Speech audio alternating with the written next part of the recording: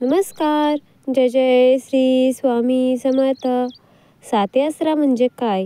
या पाण्याच्या ठिकाणी का राहतात? चला तर मग पाहूया. महाराष्ट्रातील, विशेषतः महाराष्ट्रातील पश्चिम भागात साती आसरा या देवतांची पूजा केली जाते. त्यांचं स्थान हे नदी, विहिरी किंवा पाणवठ्याच्या जागी असतं. तसंच या साती आसरांची देव्हाऱ्यामध्ये मूर्तीचीही स्थापना करून पूजा केली जाते. पण यासाठी आसरा म्हणजे कोण, त्यांची पूजा का केली जाते याविषयी आपण ह्या व्हिडिओमध्ये माहिती घेणार आहोत.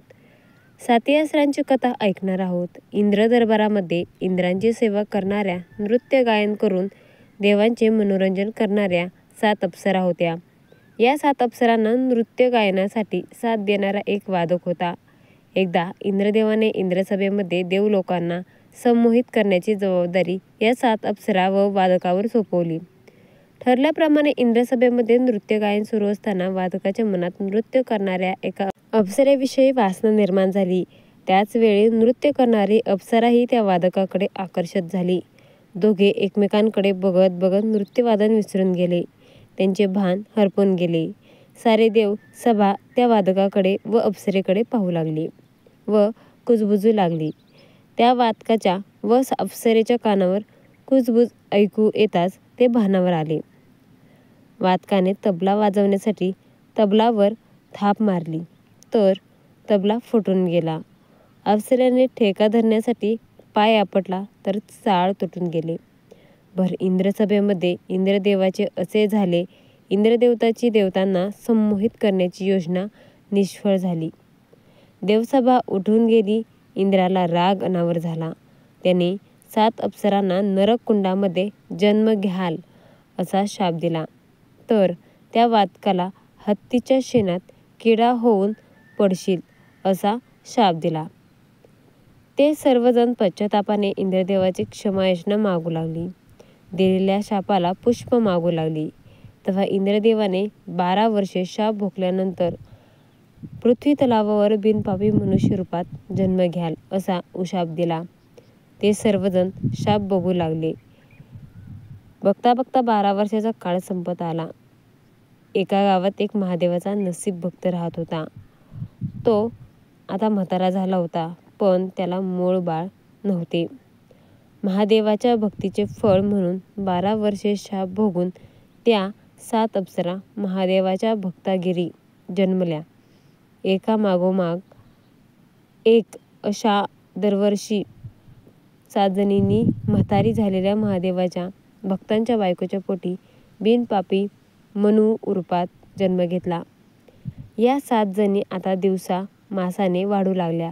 तेव्हा त्या महादेवाच्या भक्ताला या 7 मुलींच्या लग्नाची काळजी वाटू लागली. लग्नाच्या स्थळाची शोधाशोध करत तो महादेवाचा भक्त रत्नागिरीच्या गाव पाटलाच्या वाड्यात आला. त्यांनी पाटलाला सारी हकीकत सांगितली. महादेवाच्या कृपेने म्हातारपणात 7 मुलींचा बाप झाल्याचे सांगितले. रत्नागिरीचा पाटील देवमाणूस होता. त्यालाही 7 मुले होती. त्यांनी आपल्या 7 मुलांची लग्न महादेवाच्या भक्ताच्या 7 मुलींशी लावण्याचे वचन दिलं. लग्न सोहळा धुमधडाक्यात पार पडला.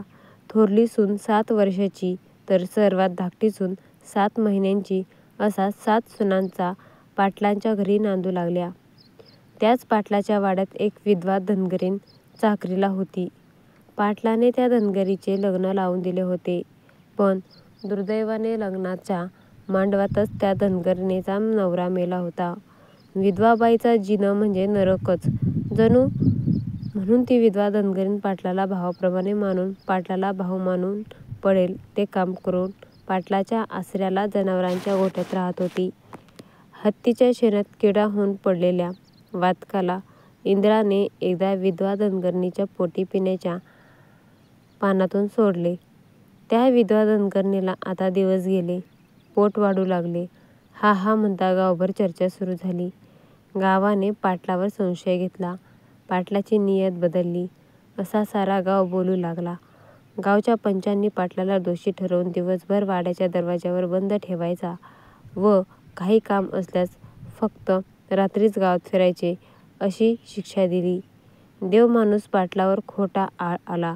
9 महिने पूर्ण झाल्यावर विधवा धनगरणीने बिनपापी बाळाला गोठ्यात जन्म दिला. जन्म घेताच ते बाळ पाटलाला बोलावू लागले. पाटलाने जनावरांच्या गोठ्यात जन्म घेतलेल्या त्या बाळाला घरी आणले. नक्कीच हा कोणीतरी देवाचा अवतार असणार, मनस्वरूपात माझ्या घरी जन्माला असणार अशी पाटलाची खात्री झाली. ते बाळ जास्तीत जास्त वेळ झोपून असायचे, म्हणून पाटलाने त्याचे नामकरण आळसा अवधूत असे केले. इकडे कैलासावर एकदा देवी पार्वती व देवी गंगेचे भांडण झाले. सवती मच्छर सुरू झाला तेव्हा देवर्षी नारदाने महादेवाला जिंकण्यासाठी पृथ्वीवर दुष्काळ पाळ, माणसांचा जनावरांचा पाण्याविना जीव व्याकुळ कर, तेव्हा महादेव तुझा हट्ट पुरा करतील अशी कळ लावली. इकडे पाटला घरी 7 अप्सरा व तो वादक सुखात राहत होता, पण नारदाने इथेही कळ लावली. इंद्राला जाऊन ही बातमी सांगितली. इंद्रांनी त्या 7 अप्सरा व वादकाला शाप जरी दिला असला तरी इंद्राचा राग अजून शांत झाला नव्हता. देवी गंगेला इंद्राने पाटलाच्या 7 सुनांना आपल्या कैदेत ठेवावी अशी विनंती केली. देवी गंगेने इंद्राच्या म्हणण्यानुसार पृथ्वीवर दुष्काळ पडला. पृथ्वीवरचा प्रत्येक जीव पाण्यासाठी व्याकुळ झाला. पाटलाच्या गावाबाहेरून एक नदी वाहत होती. त्या नदीच्या पात्रात एक डोह होता. त्याला रांजण डोह म्हणायचे. त्या रांजण डोहात थोडे पाणी होते. रात्रीच्या वेळी पाटील त्या डोहातून पाणी आणण्यास जात होता. एक रात्री पाटील त्या रांजण डोहातून पाणी आणण्यास गेला तेव्हा त्या डोहात गंगा उतरली. तिने पाटलाला सांगितले की गावावरचे दुष्काळ हटवायचा असेल तर तुझ्या 7 सुनांना डोहाचं पाणी पुजायला पाठव. गावानं पाटलाची वाईट वागलं तरी पाटील गावाचं कल्याणच करू इच्छित होता. त्याने गंगेला शब्द दिला. घरी जाऊन पाटलाने आपल्या 7ही सुनांना बोलावून घेतले व रांजण डोहावर घडलेली हकीकत सांगितली. पाटलाच्या सुना देखील पाटलाचा शब्द बाहेर नव्हत्या. त्यांनी होकार दिला. 7 सुवासिनी चांगल्या सुन्या साड्या नेसून, दागिने घालून, सोबत पूजेचे सामान घेऊन तयार झाल्या. आळसा अवधूत होताना गाडीला बैल जुंपली आणि ते सारे बैलगाडीत बसून रांजण डोहाला गेले. आळसा अवधूत नदीच्या डोहाकडेला उभा राहिला आणि 7 जणी डोहात उतरल्या. त्या डोहातल्या पाण्याची पूजा करून लागले. तोच त्या डोहाचं पाणी वाढू लागलं. बघता बघता रांजण डोह पाण्यानं भरून वाहू लागला. त्या 7 सुवासिनी डोहात गडप झाल्या. इंद्राच्या म्हणण्याप्रमाणे गंगेने त्या 7 जणींना एका महालात कोंडून ठेवले. डोहाचं पाणी वाढलेलं बघून आळसा अवधूताने डोहात उडी मारली. तो डोहाच्या तळाशी गेला तेव्हा तिथे त्या 7 जणी कळतेत सापडल्या. कुलूप तोडला आणि 7 जणांना घेऊन तो डोहाच्या वर आला. त्या 7 सुवासिनी आणि आळसा अवधूत वाड्यावर परत आले. पण गंगेला राग अनावर झाला. सोसाट्याचा वारा सुटला. विजा कडाडू लागल्या. मुसळधार पाऊस सुरू झाला. नदीला महापूर आला. गावातली लोकं सैरभैर झाली. नदी गावात घुसली. पाटलाच्या वाड्याला पाणी लागलं. सारा गाव भोगत होता. त्या 7 जणींना कळून चुकलं की गंगा आपल्याला घेऊन गेल्याशिवाय शांत व्हायचे नाही. त्या 7 जणींनी सासऱ्याचा, नवऱ्याचा निरोप घेतला. आळसा अवधूतही सोबतीला आला. तू नेशील तिथे आम्ही येऊ, आम्हाला घेऊन चल असे गंगेला म्हणाल्या. त्या 7 जणी उभ्या होत्या त्या ठिकाणी 7 मूर्त्या उभ्या राहिल्या. त्या 7 जणी आणि आळसा अवधूत गंगेत उतरले. बघता बघता पाण्यात गडप झाले. नदीचे पाणी ओसरू लागलं. नदीचे पाणी नदीच्या पात्रात गेलं. साऱ्या गावाला पाटलाचं मोठेपण कळालं. देवी गंगा व इंद्रदेव त्या 7 जणींना व आळसा अवधूताला घेऊन कैलासावर महादेवासमोर आले. गंगेने महादेवाला विचारलं, यांचा ताबा तुम्ही घेता की आमचं काही आम्ही बरा वाईट करू? तेव्हा महादेव इंद्रदेवाला म्हणाले, तुझ्या दरबारातल्या या 7 अप्सरांनी तुझी इमानी इतवारी सेवा केली आहे. त्यांच्याकडून चूक झाली असली तरी त्यांना इंद्रसभेत देवांना समवेत करायला तूच सांगितलंस. समस्त देवघरांच्या पत्नींनी वासनेचा गोळा त्यांच्यावर फेकला म्हणून सारा प्रकार घडला. तुझ्या चुकीची शिक्षा त्यांना का देतोस? महादेवाच्या बोलण्याने इंद्रदेव खाजील झाले. इंद्रदेवाला आपली चूक कळाली. त्याने महादेवाची क्षमा मागितली. तेव्हा इंद्रदेव म्हणाले, या 7 जणींनी लोकांच्या कल्याणासाठी आपला जीव पणाला लावला म्हणून कलियुगात या 7 अप्सरा 7ही अप्सरा नावाने ओळखल्या जातील. हा आळसा अवधूत त्यांचा पाठीराखा बंधू म्हणून राहील.